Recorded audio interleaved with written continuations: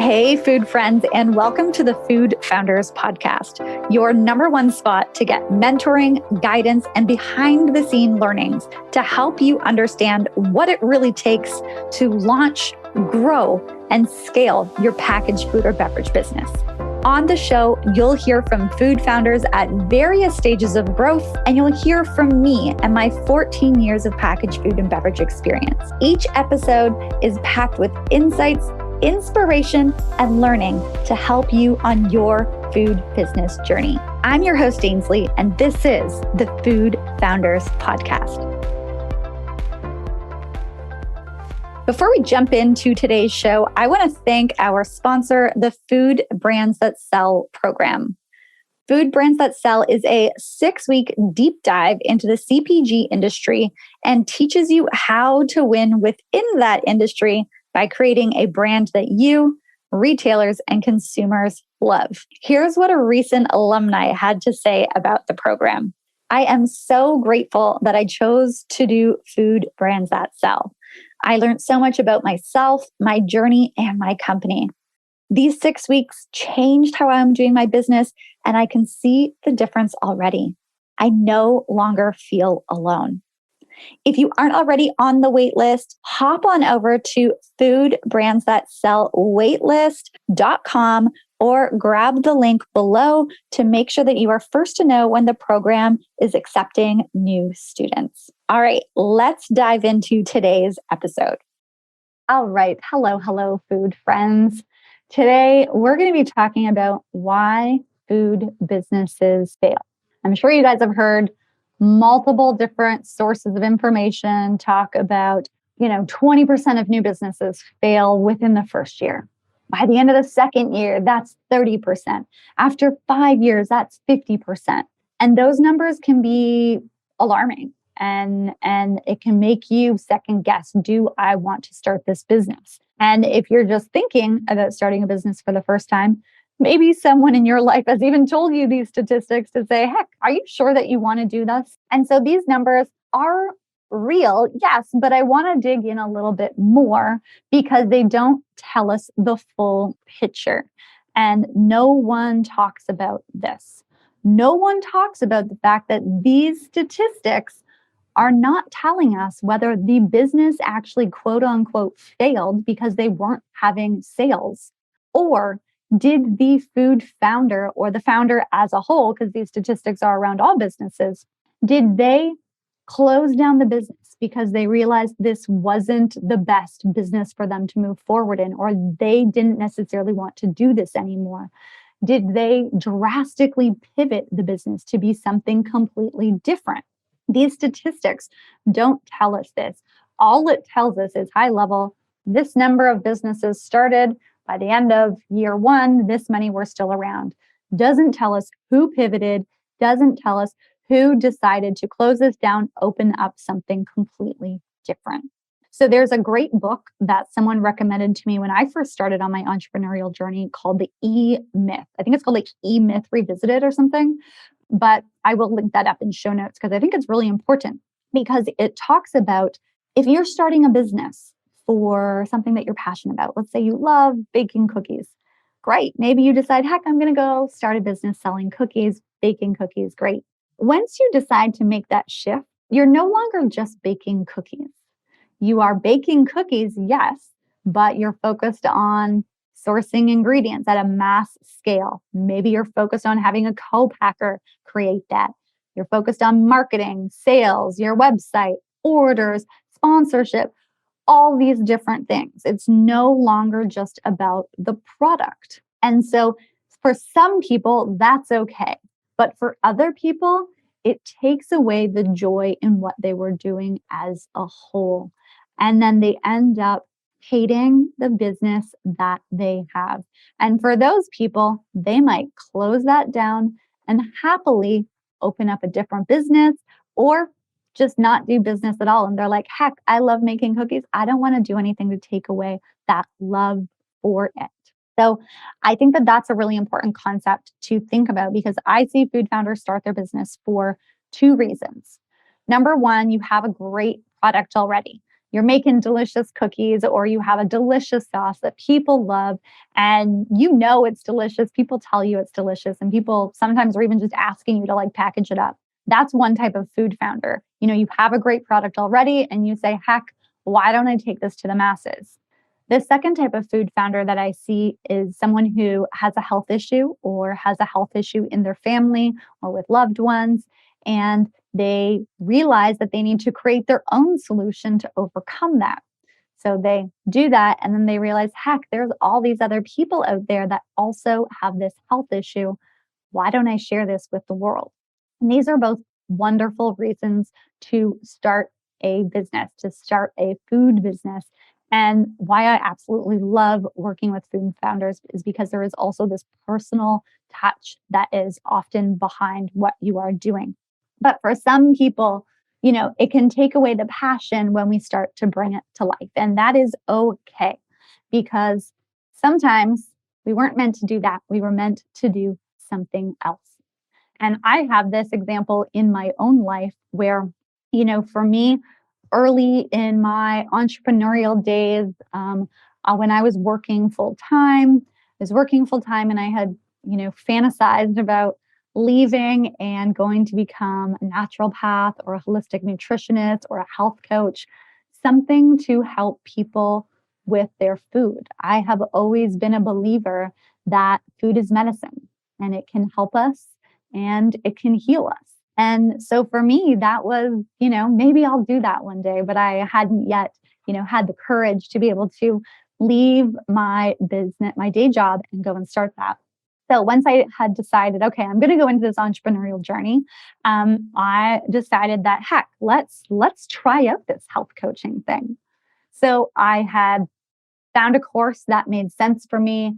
I had got certified to be a health coach and I was thrilled. I loved the studying about it. I loved getting into everything about the food and to be able to understand it more and its relationship with our body to help people live the best life that they can with food. So I became certified as a health coach. And then after that, I was like, all right, I'm going to go and create a business in this. I'm going to, help people with this. Created my website, created the brand name. It was called Feed Your Fit because for me, that made so much sense. We can feed our overall health and our fitness with food. So I had Feed Your Fit, I had my logo, I had my website. I started even helping a few people that I knew. I started helping them with their health journey. And I realized I did not want to do this for a business. I did not want to be a health coach for a business. It took away what I loved about using food as medicine. And for someone else, it might not, but for me, it did. I realized as soon as I launched it, this was not the business for me. Now, did that mean that I was like, oh, I'm never going to be an entrepreneur? I'm never going to have my own business. I'm going to stick it out at this corporate job that I know is not for me at the end of the day? Absolutely not. It allowed me to gain so many skills with that first business and so much confidence to then be able to say, you know what, let me try this. And that's when I decided, you know what, I actually want to launch my coffee company. And this is when I launched the Black Coffee Co., direct-to-consumer coffee company. I started doing that and I started consulting with other companies in all different walks of life in their business to help them build brands that stand out and build business models that are profitable. And that's still at the heart of everything that I do right now with the Healthy Food and Beverage Group. So when I look at that, do I say that that was a failure, that I killed that first business? Or do I look at it and say that it helped me figure out where I wanted to go and not go? I don't think that was a failure at all. That was absolutely giving me the insights and the tools that I needed to help me go a different direction that I was supposed to go. And there are a lot of businesses out there that do this. If you're an entrepreneur, chances are you have launched multiple ideas or you will launch multiple ideas. So if your cookie business does not succeed, but then you decide that you want to launch a bread business, it doesn't mean that any of that is a failure. It's all meant to help you learn what you need to learn to get that right business to grow. So that is one of the keys of being an entrepreneur, is continuing to grow. So to get to this level of success, we need to first understand what that looks like for us. And for you, that can mean anything from, I want to sell $10,000 of product a month, $1,000 of product a month, $100,000 of product a month, whatever that looks like for you. Success means hitting the goal that you want to hit. So for you to be successful, there's lots of things that we want to do within our food business.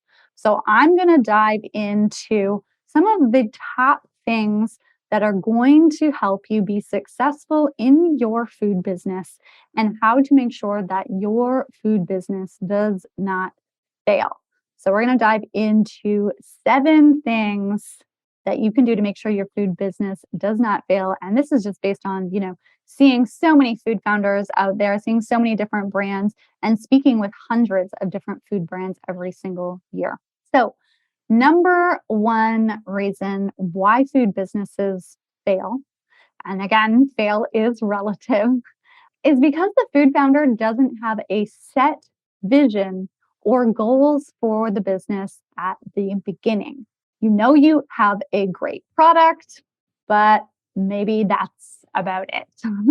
Really haven't taken the time to understand the market, where you want to sell it, how much you want to sell. What do you want your life to look like with this business? What do you want the vision, that impact of it to be? This might seem like fluff to some of you guys, but this is absolutely important when you are getting set up for success.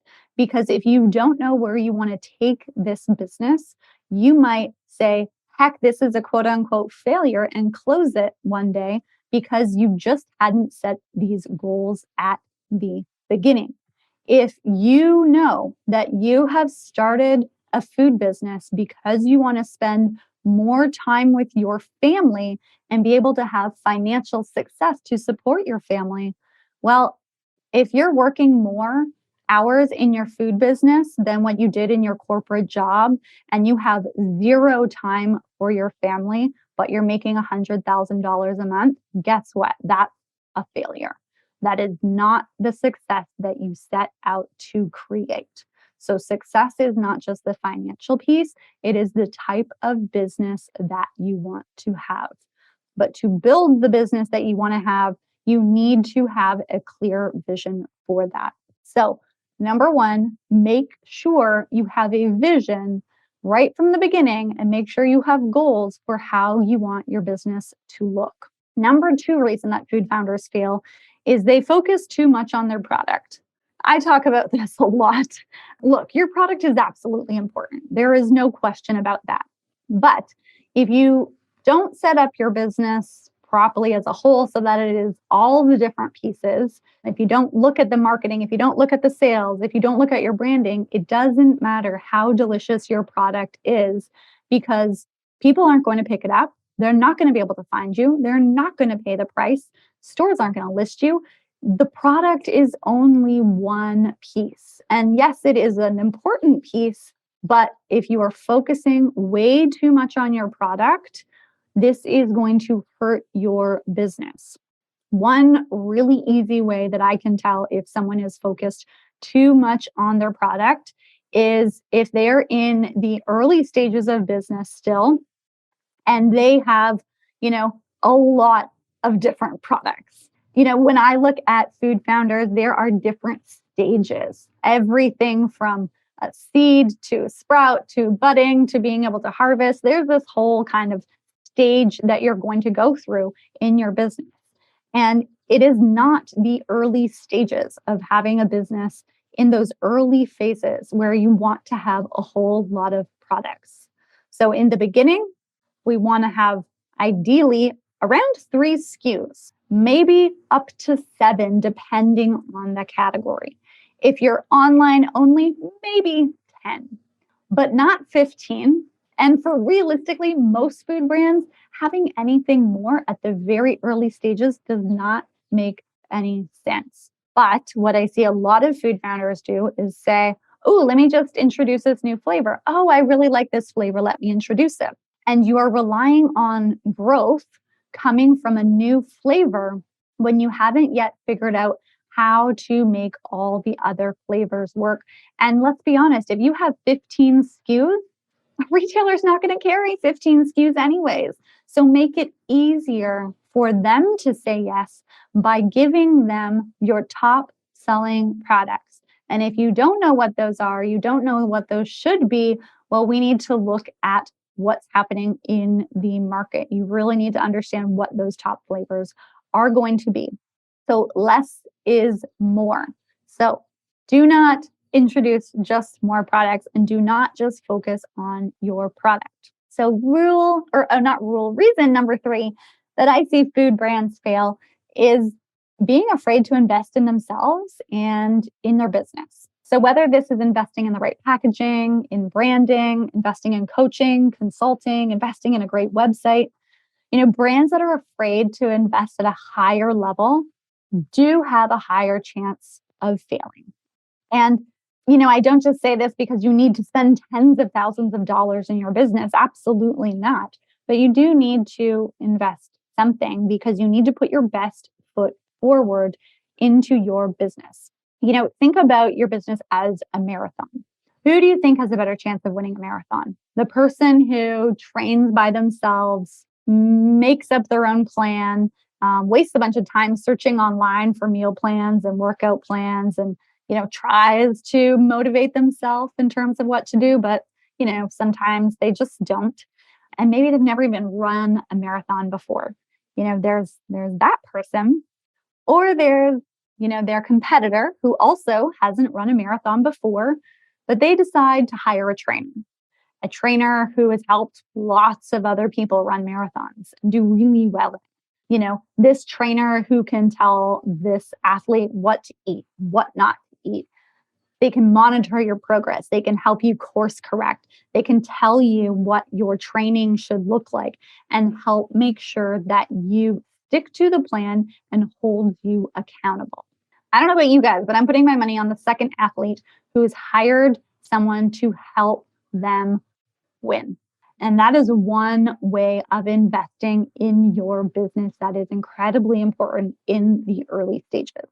That could also be, someone who decides to invest in having packaging that stands out versus having what I call just for now packaging, just for now branding. It's okay for now, but it's not your best foot forward. The chances are that you are going to be more premium priced because you are new, because you don't have those economies of scale to be able to buy in bulk. So you're going to be more premium priced on store shelves. So you're going to be more premium priced next to potentially multi-million-dollar brands, but you don't necessarily look all that premium because you haven't invested in how your brand looks and stands out. Well, that's going to be a lot harder for consumers to hand over their hard-earned dollars to your product because they don't necessarily have the trust and the confidence in it. So in the food industry, we need to remember you are competing with everyone else in the store. And some of those brands are legacy brands. They've been around for a long time and there's a lot of money behind them. And sometimes they may not. Sometimes it might be a whole bunch of other newer brands. But all things created equal, if one person has decided to invest in their packaging and their branding and their label to make it look fantastic and stand out because they know how to build a great brand and they have that come to life, and the other person uses their cousin who knows how to design flyers but has never designed a package before, again, I'm going to put my money on the person who has invested in a brand that stands out. So we do need to be comfortable with investing in your business and in yourself for you to increase your chances of success in this industry. Same goes for your website, for distribution partners, all the different pieces. So number 4 reason why I see food brands fail is they don't know how to differentiate their product from everyone else. They don't know how to do this in messaging. They don't know how to do this in selling, with communicating with the consumer. Nowhere is it really clear why people should choose this product over anything else. Heck, you don't even need to be extremely unique of a product for you to be able to show consumers and retailers what is different about you. You just need to be able to vocalize this, though. So, part of differentiation means that you need to stand for something very, very strongly. And this can be tough for people at the beginning stages because you kind of want to be for everyone sometimes. But this is the time when it's incredibly important to stand for something and to differentiate yourself from everyone else. So, take, for instance, the brand Liquid Death. So they are a water company, comes in a can. It's like a tall can, kind of looks like a beer can. You know, for them, they are differentiating their water in the sense that they're kind of badass. It's in their name, Liquid Death. Their package speaks everything to this kind of hardcore look, and they bring it to life in everything that they are doing, that it's different, it's more edgy, it's an edgy water. I mean, it's water, but they've differentiated it. And if they can differentiate water, you can absolutely differentiate whatever it is that you are creating. If they were to just go in and say, oh, we have another spring water and didn't have any brand differentiation, nothing unique about them, they probably would not have got the shelf space. They would not have got consumer attention. They certainly wouldn't be running a Super Bowl commercial like they just ran this past year. So differentiation is absolutely key for your brand. Otherwise, people aren't going to know why they should pick you up. You're not going to attract a tribe of people to your brand, and you're going to get lost amongst your competitors. And that's the last thing we want. We want you to stand out so you can sell more. Okay, so reason number 5 why food brands fail is simply you're wasting too much time, money, and energy trying to figure everything out on your own, trying to, scour the internet for answers, really trying to do it all yourself. Guys, there are lots of experts out there who know how to do the things and love to do the things that you might not know how to do and you might struggle with. So if you know how to make delicious cookies, but you have never run a business before, that's going to cost you a lot of extra time, money, and energy to figure all that out on your own. Now, you might say, Ainsley, I don't have the money to invest in those pieces. That's fine. That is totally fine. And there are lots of food brands that have been wildly successful in that stage. But then you need to invest the energy and the time to actually learning those different pieces that you don't know how to do, whether that be writing marketing language, whether that be running Facebook ads, whether that be becoming a master seller. You need to invest the appropriate time, energy, and money to be able to grow your business. And if you don't, and if you're just relying on having a great product and kind of winging it, not really investing the energy, time, or money into these pieces, you're going to have a harder chance in the market because someone else has maybe, joined a program like Food Brands That Sell, and they've got the blueprint for how to launch and grow a food business. Or someone else has maybe hired a Facebook ads expert when you are trying to figure it all out on your own. Or someone else has maybe invested in a website and it looks fantastic. And maybe yours is not creating the conversion that you want. So I just want you to think about that in terms of, are you trying to figure everything out on your own versus fast tracking your success by leveraging other people's experiences in your business? This can absolutely help you fast track your success and make sure that you become a food brand that succeeds versus one of the ones that fail.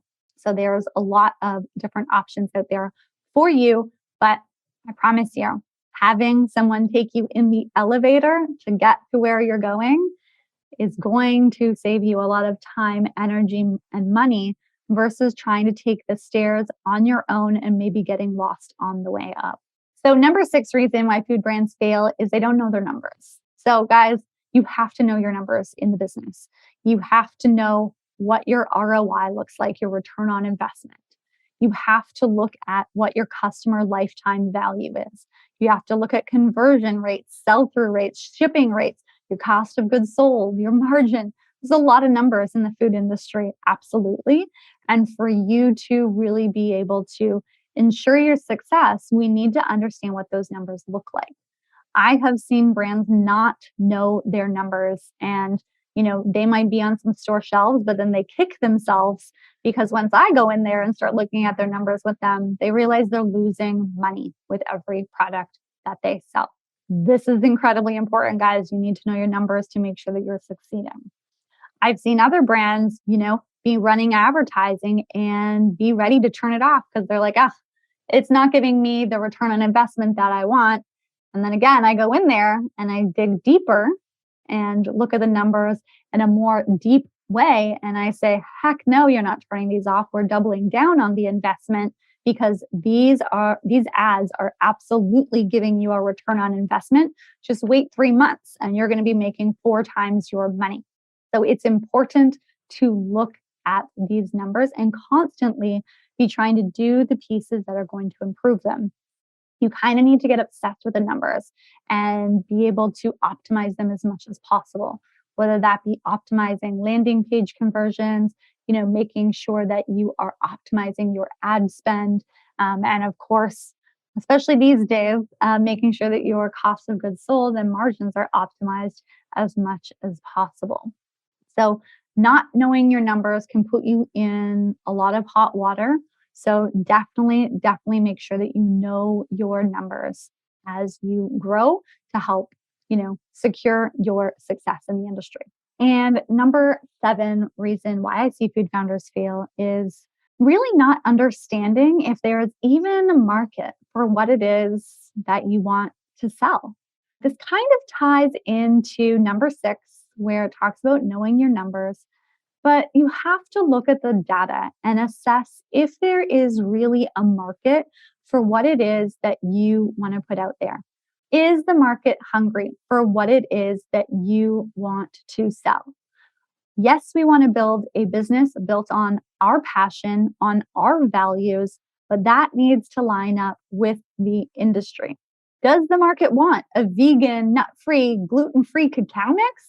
Or do they really want a cacao mix with different infused flavors in it? These are the different type of nuanced pieces that you need to know at the beginning of your business to make sure that you are selling what people actually want to buy. You can't just say because you love a product, there's going to be other people out there that love it. That might be the case, but you do want to validate it. You do want to make sure that that makes sense. And we don't just want to validate with friends and family. We want to validate with the market. We want to get insights into this. That's why one of the first things that I have food brands do when I work with them, whether it be one-on-one or in food brands that sell, is we look at the data. We look at the data to say, what does the market want? Is there an opportunity here? Is this business going to succeed?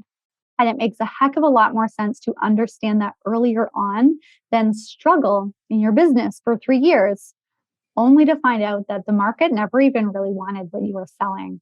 So really, really important that you look at, does the market want to buy what you have to offer? So there you have it, guys. Those are the top 7 reasons that I continuously see why food brands fail. I do not want you guys to make these mistakes inside your business. I want you guys to be a food brand that absolutely sells and thrives. So I would love to help you do that if that makes sense for you. You guys know I run the Food Brands That Sell program. If you are new in your business, if you are thinking about launching, or if you have been in market for a little bit and you're making under $5,000 a month, Food Brands That Sell is for you, and it gives you a roadmap to be able to launch a product that people want, build a brand that's going to make you stand out, help make sure you know your numbers, and be able to sell into retailers. So if you know that that is for you. You're like, Ainsley, I don't want to make these mistakes. Please make sure I don't. You can go to foodbrandsthatsellwaitlist.com. I'll throw that in the show notes as well. But take a look. You will be able to fill out an application, hop on a call, and we'll see if it is a right fit for you.